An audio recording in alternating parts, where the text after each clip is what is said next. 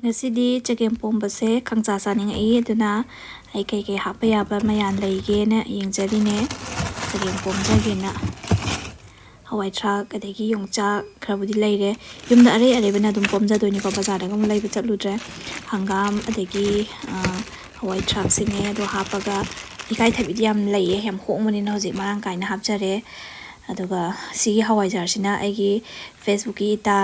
Punima Pamole Kaidegi Mana Wajarje Kairaga Yonbagi Koi Tagalak Podo Luba Mam the starting Mangidina or the Toroga Lajabane Itanangi Wajarsiam Haugre Nata in a city hekta Tawaita Napom Tatlaga Satagre Yam Haugre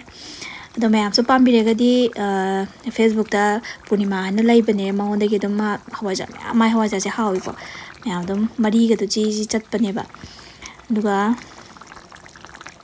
ay sagem bom khutau se horok pada khrang thau ngo bada sagem hawai jar se khra hap kre duga loram dai khrang thak chai ko aduga phanigom thak pai timing sida maroi mapang se sumainam khra thak chai adegi pakhon dia marang kaina dum thak chare pakhon yam daga de sagem bom se bit leite aduna khra yam dum thak chai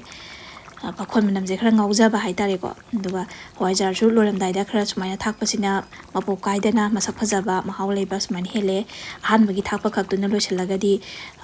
hawo wat pane aduga oli khei madi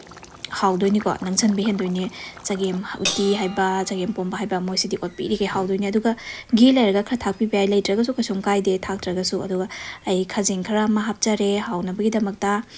do Skang the Sagim Pombaze. Kainonaga henjan beyaruiko nga yenaga henjan beyaruiko magsi top mahom lejeiko yongsa maruga sinamaro phajariba pura matamgi kainoduniko adum isnaw mayam su freeze khar gadum hapjan bio matam oringai da hongi kanda duga sumaina khoni matam natra kanda phatlang lotho sabase yam hawbane mahaw kisum mangda bane no aidi dum sumaina khar gadum thamjan jaye watanaba aduga smana Lady Sagim Pombase, Yamzo Haugi, Mungi Mika Sulina How and High B. Cinemate Sigi Sagim Pombasaba, Mikaido, High B. Ebuka, How and Adua, Mayam so how the man bra, comment the Hibiro, I get Sagim Kupomse,